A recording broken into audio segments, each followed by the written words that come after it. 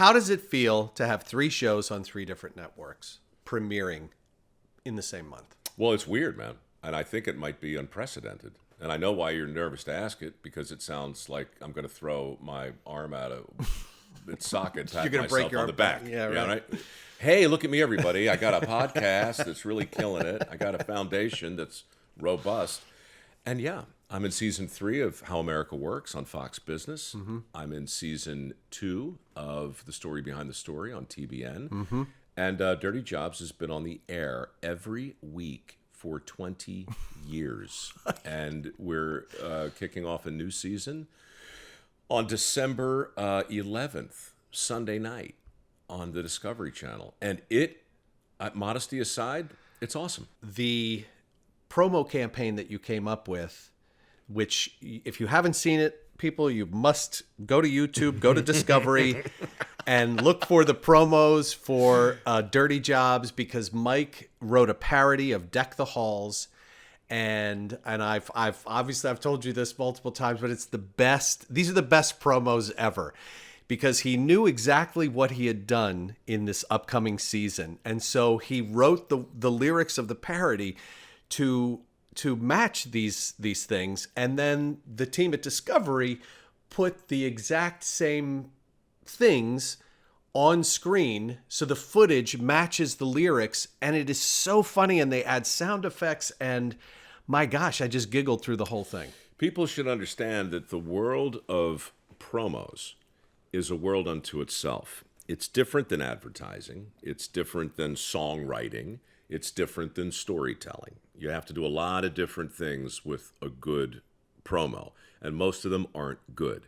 Most of them just feel like, watch this, date and time, blah, blah, blah, something, something, something, something. It's hard, you know, and Dirty Jobs has had a great advantage over the years because there's a lot of great footage. Mm-hmm. And if you have footage, you really, all you have to do is get out of the way.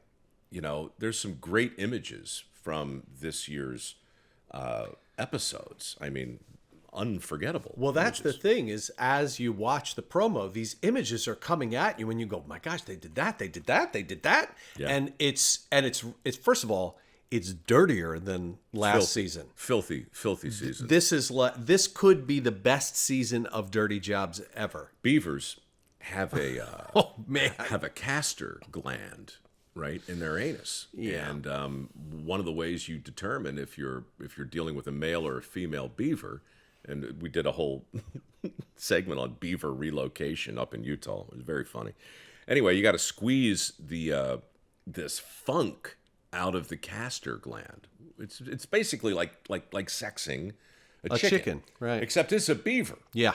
And Chuck, you know, as you know, mm-hmm. if you're going to squeeze the beaver with both hands, mm-hmm. you got to be prepared for what might come out. Dear Lord. And then what you do is you take this awful looking yellow custard and you wipe it on like a paper towel, and then you sniff it. Oh, come on. And that's, if it smells like motor oil, it's a boy. If it smells like Teen Spirit, come on, it's a girl. I swear to God.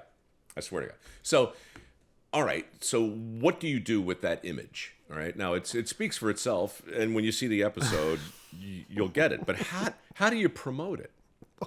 How do you promote this? Right? If you spend too much time on that image, then it's too gross and too weird and too specific. Yeah. Right? But if it's just a passing reference in a parody of a song, squeezing beavers, okay? It goes by very fast. Now, if the song that makes reference to the aforementioned beaver squeezing mm-hmm. happens to be in the public domain, mm-hmm. better still, because now it's familiar to everyone. Yes. And if it happens to be a song from the public domain, which is a Christmas carol. Oh, yeah. Now, for a show that's debuting in December. Yeah. So now you have what I like to call a number of seemingly disparate, juxtaposed elements that, when pushed together, you would think couldn't possibly fit. But mm-hmm. all of a sudden, you got a smart aleck host, older than he's ever been, sitting in a recording studio with a Santa Claus hat on. Yep. singing to camera. Dirty Jobs is back on TV every Sunday night. New episodes. Could be worse. Lots of poop and lots of PPG. It's great to be back on the road. Squeezing beavers, swinging cleavers, cleaning pools, making fuel, fixing cats. Dirty Jobs is still disgusting every Sunday night, and that's a fact. Right? And so forth and so on. So all the images line up perfectly. Yes. And the instrumental track is so bouncy and it's so festive. Yeah. And it makes you think of chestnuts roasting by an open fire until the yellow goop comes out of the beaver's bottom. And then you realize, you know something? That boy ain't right. It's motor oil. That's how you know it's a boy. Smells like motor oil. I was talking about me. That boy ain't right. That boy ain't right. You know how weird it is? So I'm 60 years old, right? And watching this 60-year-old version of me doing this version of things I was doing on this same show 20 years ago. It's not just weird. I mean, it really is a privilege, and I really am so grateful that that Discovery is cool pushing this thing out there, because it gives me a chance, it gives me a chance to talk to you about it, for starters, at Thanksgiving, but it gives me a chance to talk about microworks. Right. And it gives me a chance to take all that goofy silliness in there and morph it right into a scholarship program. And so does How America Works, and so does the story behind the story. So, I mean, my answer to your earlier question was, it's a privilege to be able to work on one show at any time in your life, Right.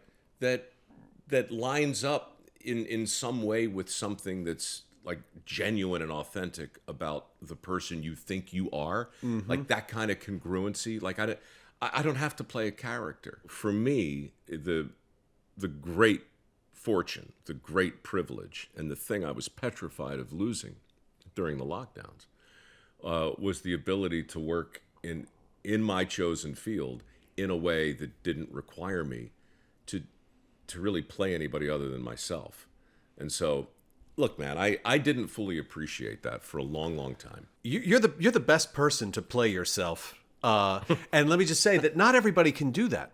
People come up to me all the time and say, "Well, what is Mike like?" He is. I imagine he's just like I see him on TV, and that is the truth. You are, except you curse a little bit more than you do on TV. People know me for being covered often in other people's crap, right? And so what can you assume about a man who is basically crawls through sewers for a living, or squeezes the anus of a beaver to get the yellow custard out so he can sniff it? Why? And then make some scientific determination. I'm just saying that is it's a real part of who I am, and it's not a thing that I have to. I mean, don't misunderstand, friends. I don't do this in real life, okay? I mean, if there's not a camera pointed at me, You're not squeezing beavers? Probably not. At least not in the literal sense. Thank you. And so all that stuff is real and actual and unscripted. It's not about the beaver or the beaver's anus. It's about the fact that when you're engaged in an activity that's so ridiculous on its face, and yet such a critical part of an actual job, right? You get to say whatever you want. You get to react however you want. And that's the beauty of my great good fortune. Nobody tells me what kind of face to make or what to say when you sniff that awful yellow custard that comes out of the castor gland through the beaver's anus. No one. How many times are you going to describe this in great detail? 6. Well, we're up to 4 already. Well, we got another 2 to come. All right, we got another 20 minutes. Let me see if I can get something else in here before you do that.